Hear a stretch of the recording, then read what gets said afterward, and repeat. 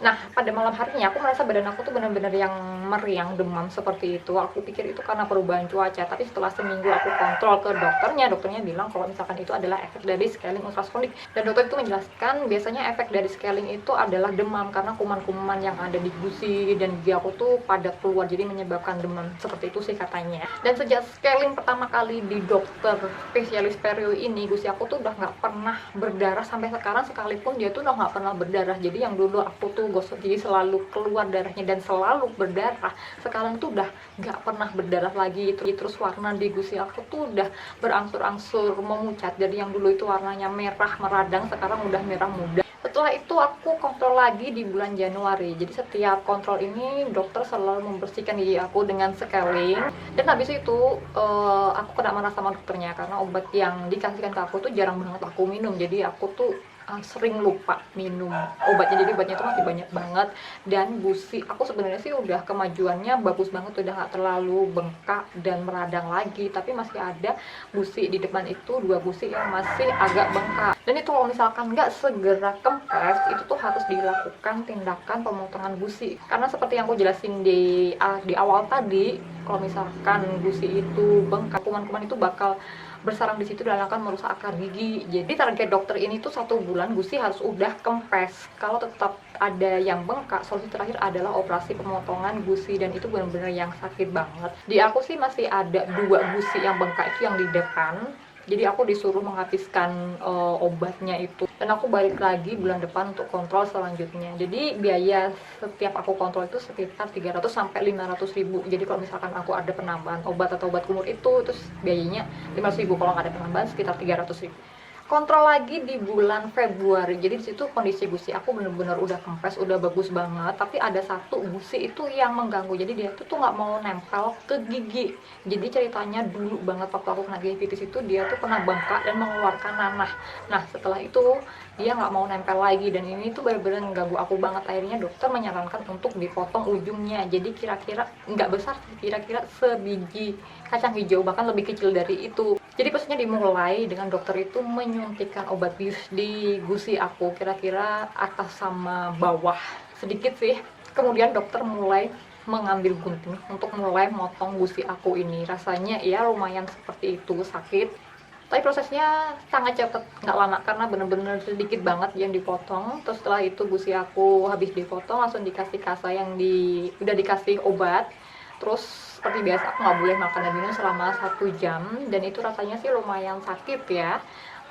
Karena gusi aku yang masih terluka itu tuh nggak dikasih tempel kayak permen karet yang biasanya orang melakukan potongan gusi, karena potongan gusi aku tuh sedikit banget, jadi nggak sampai dikasih yang seperti itu. Dan biaya kontrolnya tetap sama seperti yang aku jelasin di awal. Jadi walaupun si dokternya ini memotong gusi aku, dia nggak mematok harga yang lebih mahal, jadi tetap relatif sama 300 sampai 500 ribu. Kemudian aku disuruh balik lagi di bulan 3 ini, jadi minggu depan aku harus kontrol lagi. Jadi setiap bulan tuh aku selalu kontrol di dokter perio. Dan di kontrol bulan 3 ini sih kemarin dokternya itu bilang kalau gusi aku tuh udah baik, jadi aku akan melakukan perawatan lanjutan, yaitu merapikan gigi.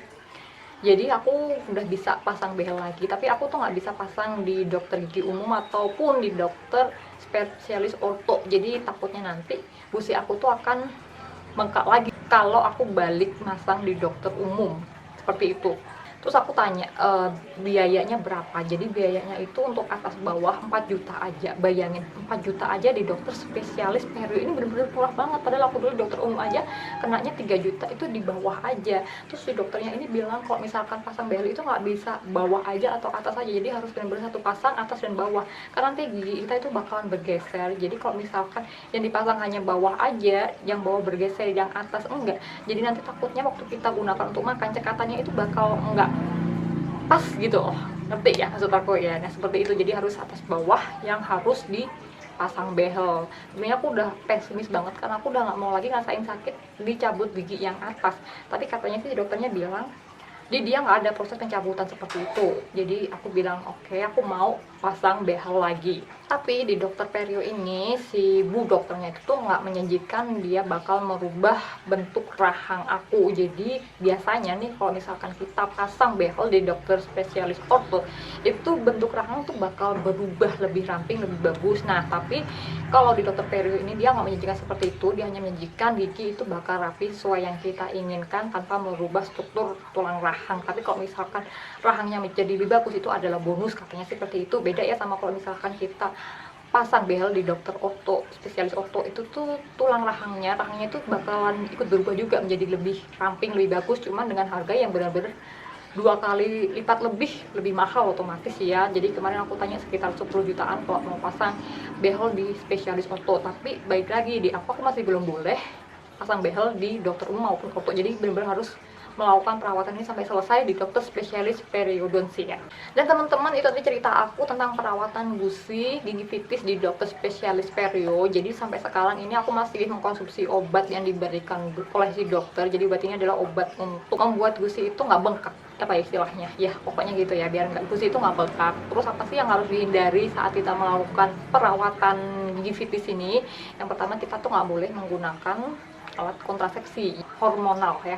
Jadi baik pil KB ataupun suntik KB itu nggak boleh, karena itu akan mempengaruhi kondisi gigi. Jadi kita yang biasanya menggunakan kontrasepsi hormonal itu biasanya membuat gusi itu gampang bengkak ya, seperti itu. Ikat tangannya sih cuma satu itu aja, yang lainnya boleh-boleh aja sih.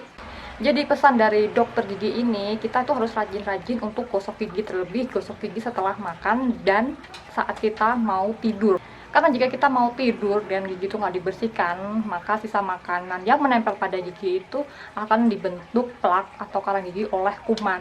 Jadi buat kalian, sayangi gigi kalian karena gigi nggak bisa tumbuh lagi.